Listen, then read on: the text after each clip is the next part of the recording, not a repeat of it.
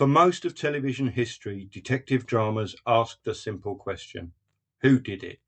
A crime takes place, a detective investigates, clues are gathered, suspects emerge, eventually the truth is revealed. The details may vary, but the structure remains familiar. Sherlock Holmes observes what others miss. Poirot applies logic and order. Countless television detectives follow the trail of evidence until the mystery is solved.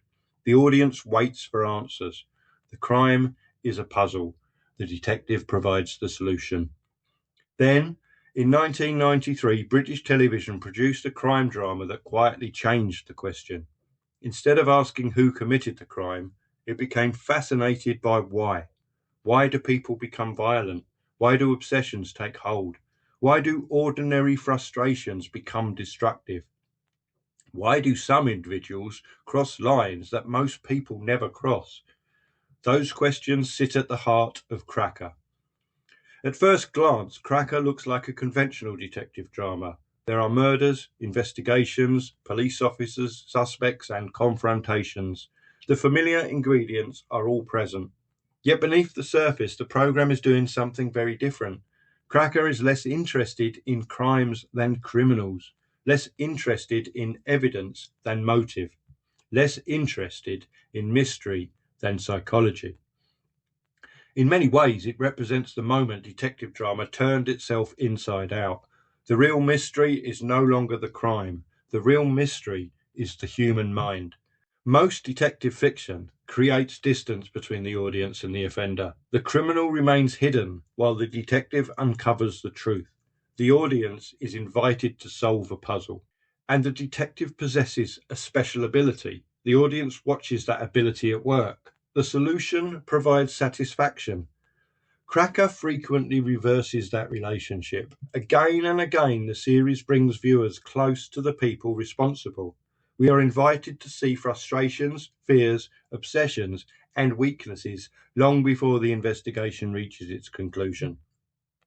In a traditional mystery, this might destroy suspense. In Cracker, it creates a different kind of suspense. The audience is no longer waiting to discover a name. The audience is waiting to understand a person. How did they reach this point? What pushed them towards violence? What happened before the crime took place? Those questions drive the drama. At the centre of this approach stands Dr Edward Fitzgerald, known universally as Fitz. Played by Robbie Coltrane, Fitz is not a detective. He is a criminal psychologist. While police officers gather evidence and pursue leads, Fitz studies behaviour. His task is not to identify fingerprints or reconstruct crime scenes. His task is to understand people. When others ask who committed the crime, Fitz asks what kind of person could commit it. The investigation becomes psychological. The crime becomes a route into character. This gives Cracker its distinctive voice. The program is not simply concerned about what people have done. It is concerned with who they are. Importantly, Fitz himself is far from perfect. He gambles compulsively. He drinks heavily. His personal life is chaotic. He can be selfish, arrogant, and self-destructive. At times, he seems better at understanding strangers than understanding himself. This is one of the central ideas of the program. Cracker repeatedly suggests that Fitz understands damaged people because he is damaged himself. He is not standing outside humanity looking in. He is part of the same flawed world he is trying to explain. And that gives the program much of its power. In many detective dramas, the investigator functions as a reassuring figure. However difficult the crime may be, the audience trusts them to restore order. Fitz is different. He is brilliant, but he is also chaotic, insightful, but often irresponsible, capable of understanding other people's lives while struggling to manage his own. This contradiction sits at the heart of the character.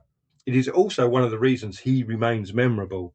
Cracker recognizes something many detective dramas avoid. Understanding people does not automatically make someone wise. Knowledge does not necessarily bring happiness. Self-awareness does not always produce self-control. Fitz can explain the behaviour of others while repeatedly failing to solve the problems in his own life. That tension gives the character depth.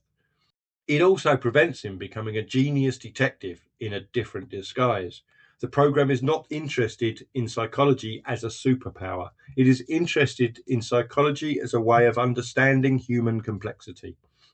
That is why the distance between investigator and offender becomes surprisingly small. Many detective dramas create comfort through certainty. The detective understands, the criminal does not. Order eventually defeats chaos. Cracker is less reassuring. It suggests that the line between stability and instability can be alarmingly thin. The people Fitz studies often possess emotions that are entirely recognizable: anger, jealousy, fear, humiliation, loneliness, resentment. The difference is not that criminals possess emotions ordinary people lack. The difference is what happens when those emotions grow unchecked. This is one reason the program can be so unsettling. Cracker does not present evil as something alien. It presents it as something emerging from recognizable human experience. Understanding somebody does not necessarily make them sympathetic. Sometimes it makes them more frightening. That creates an unusual moral tension. The audience is encouraged to understand, yet understanding never becomes approval. The program refuses easy sympathy, nor does it embrace simple condemnation. It instead occupies the uncomfortable territory between the two. That willingness to remain uncomfortable is one of Cracker's greatest strengths.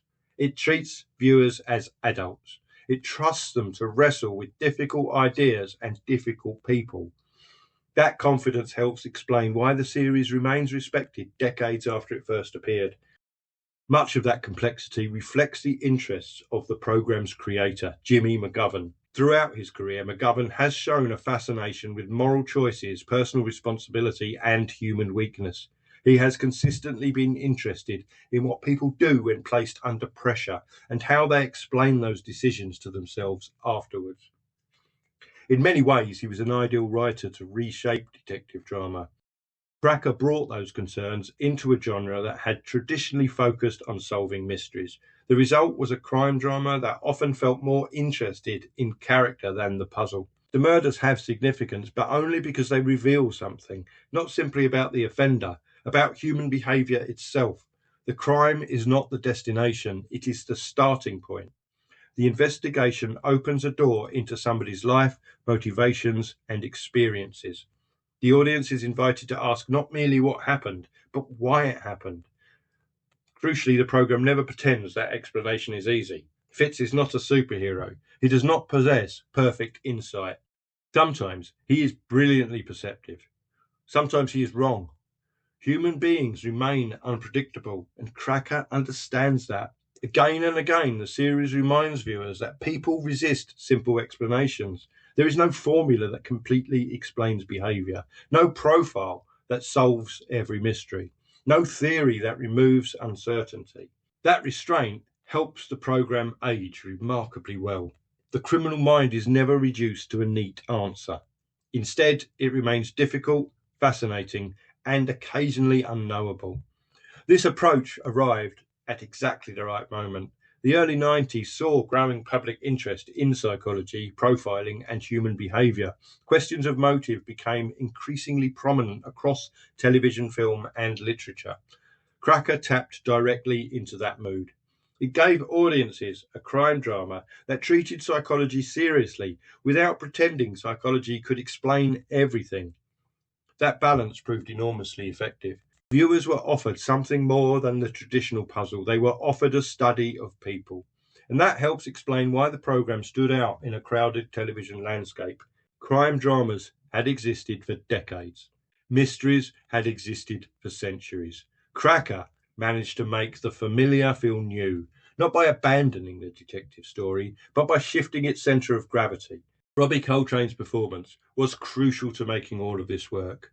Without the right actor, Fitz could easily have become unbearable. He is often rude, frequently self-destructive, sometimes infuriating. Yet Coltrane gives him warmth, intelligence, humour, and vulnerability.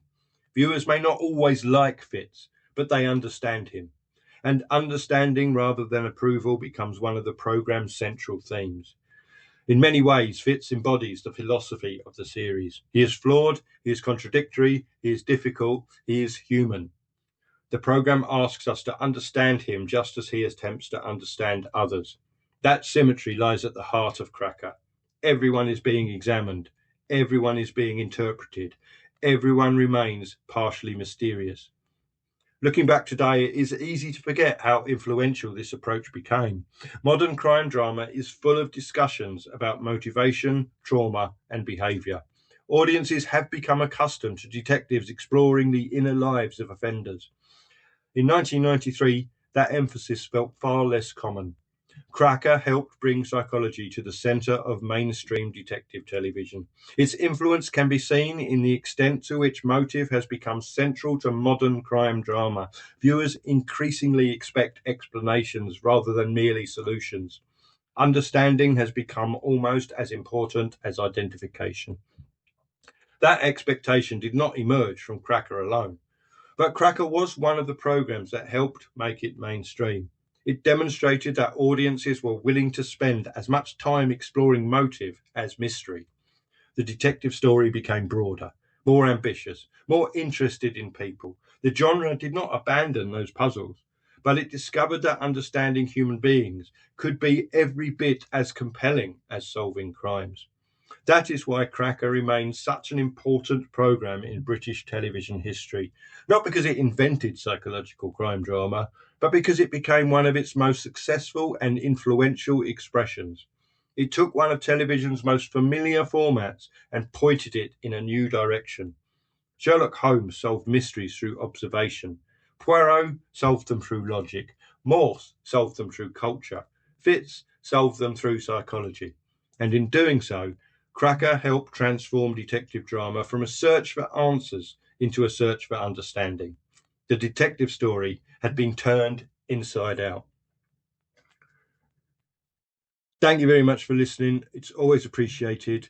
And I'll be back on another day with another television show. Bye.